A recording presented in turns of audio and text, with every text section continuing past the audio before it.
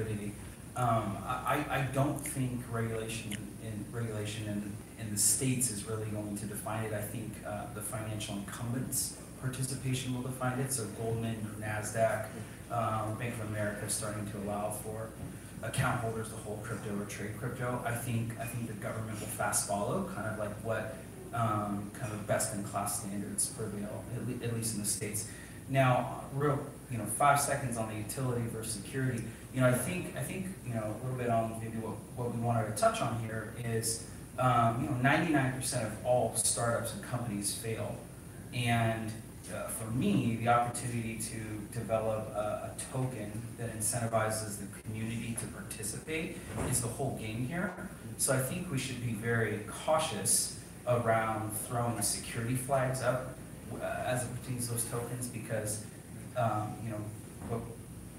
we're gonna remove a lot of autonomy leg up we have, because none of our tech or economic theories are superior to the existing incumbents. It's just that there's a new asset class that's available for the members of the network to see economic value and gain from participating. And in my mind, that's utility if it's from the core usage. So I think that was a very fruitful discussion. I want to switch gears a little bit, and so I want to go to Jun Ho, and who's an expert in the VC space. He's managing director of Orca Partners. I want to talk about, what do you think are maybe the one or the two most important things for blockchain to get right in order to go forward and actually become mainstream? That's one thing.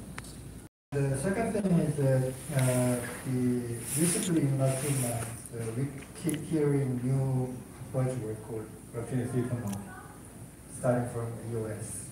These days also there are many for Vitalik told yesterday that Ethereum can also reach 1 billion soon. But the thing is that blockchain platform also need to evolve to be able to accommodate developers, to be able to develop consumer-facing digital application with some easy toolkit. That is what blockchain 3.0 platform is trying to provide. In addition, not only the performance, but also the naming, authentication, and some the developer toolkits kind of thing. So that's the thing which is very popular. I believe at this stage, if you focus on next 6 months, next 6 to 12 months, two most important things is wallet and platform. That's my view. Adam? I just want to say one of the most exciting things as an entrepreneur about blockchain is the decentralization of teams and the decentralization of funding out of Silicon Valley. I mean, 5 or 6 years ago, if you wanted to do a tech startup, you had to go to Silicon Valley. You had no choice. That was it. And now, people and teams and communities are becoming tech hubs in Switzerland. That's happening in Australia. It's happening here in Asia. And I think that's very exciting. It means there's more entrepreneurs in the game, more smart ideas. And I think the decentralization of teams and the removal of power, even though we're a Silicon Valley company, I think Silicon Valley is going to be the big loser here because they had too much control 5 or 6 years ago. Actually, I have a question. I'm just asking a question just as a normal people, not as an entrepreneur, because I have also been part of this industry for some time, but I'm just normal people in their daily life that hears a lot about blockchain, but I'm not a developer, or I'm not even an investor or anything. But I was wondering, in an expert point of view, how decentralized this industry or this whole ecosystem can be. If you guys have any opinion about it, because I feel like it's too decentralized that people cannot really 아니 헬스케어 그 내가 or wallet to wallet, but maybe some of the tokens or wallets are synced together, but not the whole. So 헬스케어고 내가 그거 믿어보고 얘기했어. would be fetch or 헬스케어 하는 kind 거뭐 of 데이터 뭐 디보드 the whole blockchain ecosystem, or would it be still like this, that people, it's just a red ocean that everybody has a token, everybody has a wallet that is just there as an individual or as a private individual.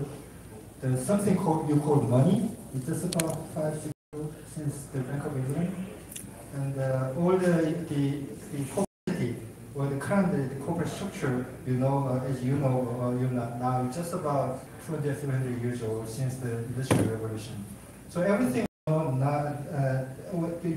you think is given, it's just less than 1,000 years old, which means that that's human architecture, which has been developed in the last 1,000 years. And everything you know about them, everything you know, given can be disrupted, might be disrupted. I do not guarantee it will be disrupted, it might be disrupted. So that's the extent of the transformation this decentralized technology can bring in the next 20 years.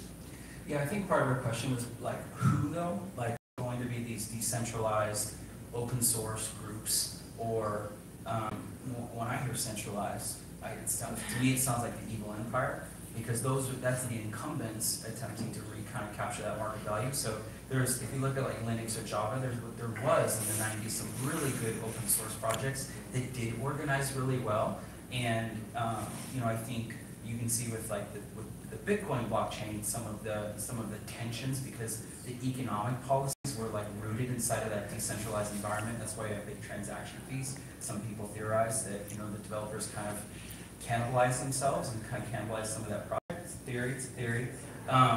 But if I had to bet, I would say the seed. I didn't hear everything the seed had to say. I would say the seeds or the cryptics who are rapidly moving towards supporting existing incumbents who like to centralize value in data, and helping them adopt this. If this is about being capitalist and pursuing meaningful economic returns, I would jump into that camp.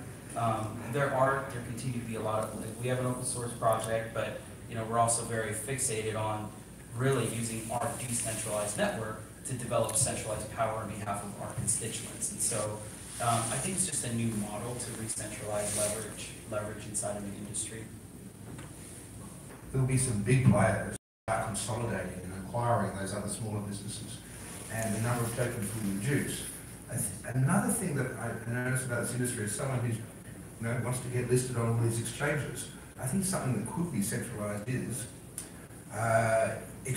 crypto exchanges. Wouldn't it be great to have just one global, worldwide exchange, right? That was free for every ICO to list on, right? That would be great. And that would actually accelerate a lot of things.